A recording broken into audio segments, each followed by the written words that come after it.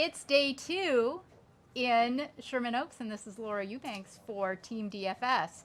Today has been so amazing. Day 1 is always kind of slow and clunky, especially when we're out of town and we're awaiting deliveries from San Diego and whatnot. So we got here today ready to go. Matt Jones showed up yesterday from Jones Rare Roots and brought many of our beautiful foundation plants. So we were able to get all of those staged to stage out most all of our larger boulders. And this garden is already taking major shape. You want to see? Yeah, all right. Okay. So remember, this is going to be a path to a patio back there. We wanted the flagstones here to kind of hug the calliandras because these are going to need maintained. So we want the gardener to have access here. This incredible aloe ramosissima, compliments of Matt Jones from Jones Rare Roots. This magnificent Yucca rostrata multi. Is she not stunning? And I can't wait for the grand reveal for you all to see this blue barrel when we release it from bondage. It is absolutely a stunning creature. We have spiral cactus. Oh, yes. Getting in the guy's way here. See, it's been really challenging in the best possible way because we have so many vantage points that we want to take advantage of. And I don't want the clients to feel like they're looking at the butt of anything ever. So I'm walking around before we commit to a plant in a place. We're looking at it from multiple angles. We're also having to take into consideration how it's going to grow and when it's going to grow. And since our client is going to be hand watering this garden, I'm also thinking about that. I'm thinking about microclimates. I don't want to put plants that require maybe more water. I shouldn't say require, but will accept more water with those that absolutely will not. So there's just a whole literal bullet point list to go through when making decisions, especially when we have these very, very expensive specimen plants. We want to give them the best possible chance at not only survival, but at thrival. Thrival, I love it. So they thrive. Look at these incredible Grand Canyon onyx.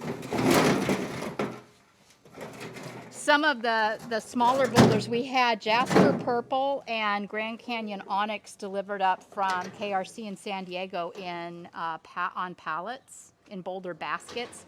So those are starting to come back now. The guys are cherry picking out some of the larger rocks. Here is a gorgeous Pachypodium lemerii. Compliments again of Matt from Jones Rare Roots. This is the shady spot in the yard. Look at these boulders. Are these nuts? I found these, just sort of like lost in the mix at KRC, and I'm so thrilled with them. It literally looks like somebody spilled turquoise paint on them. So pretty. This is one I showed you yesterday, one of the variegates from my yard, and this will be bromeliads, aeoniums, my little variegated. It's just going to be kind of a very tropical vibe back here. Here's the fountain that we told you about. This is from Southwest Boulder and Stone, and it's a beautiful polished, looks like, I don't even know what kind of rock that is, but it's solid rock. That is a rock that has been cored. So Greg is off looking for some doodad to make the water not come out so fast. We will have pathway coming out here, going toward the patio, going around the corner. We're going to hang a beautiful piece of art here on the wall. Then we've got this wonderful aloe plicatillus, which I got from Western Cactus, and a beautiful aloe dichotoma from Western Cactus, a Myrtillo cactus crest from Western.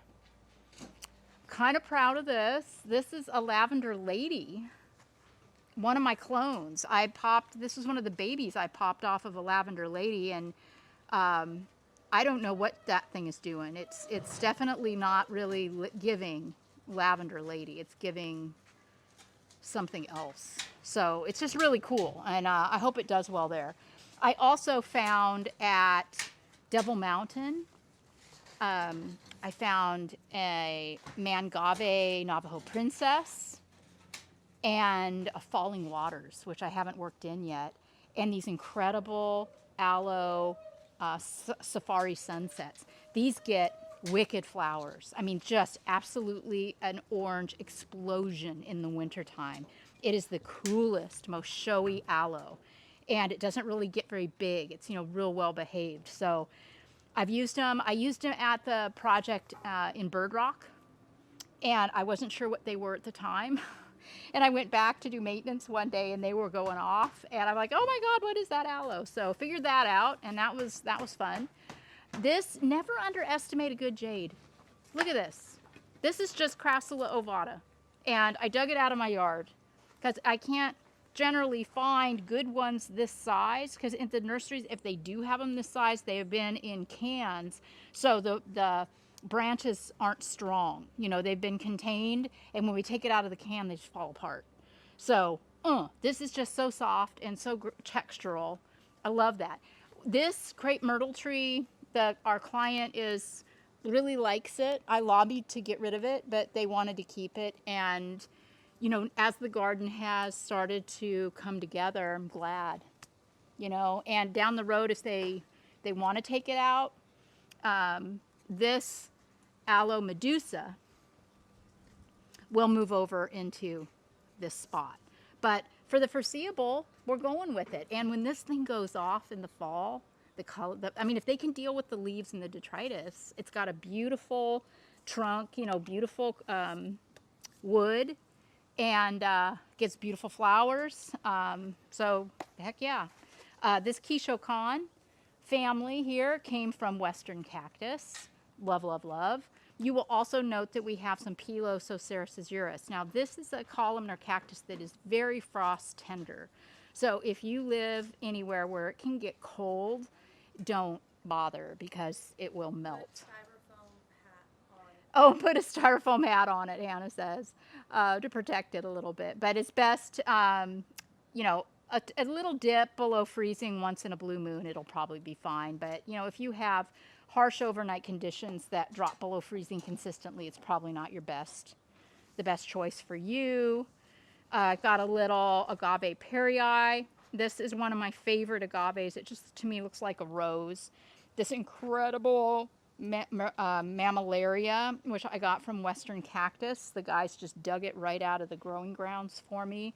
Aloe rubra violacea, one of my favorite aloes. I got that from Matt Jones. That gets not, you know, obnoxiously big, but it'll own that corner, and the bloom is spectacular. And when stressed, it does turn violet in color.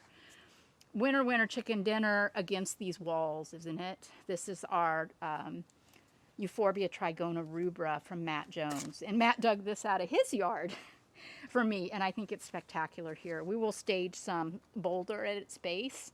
Remember, we're going to have a flagstone pathway coming through here. Moonglow. This incredible aloe from Matt Jones, which he was calling this Excelsia. But I looked up Excelsia, and they had an orange flower. So, you know, kind of unclear. Nobody's really sure. If you know definitively what this aloe is, please tell me. I'd be very interested. I just am obsessed with the flowers. And just the structure of the plant, too. It's so pretty. We've got, you know, our beautiful Bicarnia recurvata. A little, this is probably a speciosa hybrid of some kind, right? Cross, maybe. And what were you just doing? Oh, I was just trimming off the little dead tips. This happens. It's not a big deal, and just, you know, for housekeeping purposes, just trim those off. We are going to be planting this out, just overflowing with soft succulents, and this funny columnar that's been in the client's yard forever is going to go in this corner over here. So I know I just feel like that's a plant they've been looking at for so long, and they're probably kind of over it, but it's really perfect. I mean, it's in wonderful condition. So I don't want to discard it, and I think it'll live here and be very, very happy.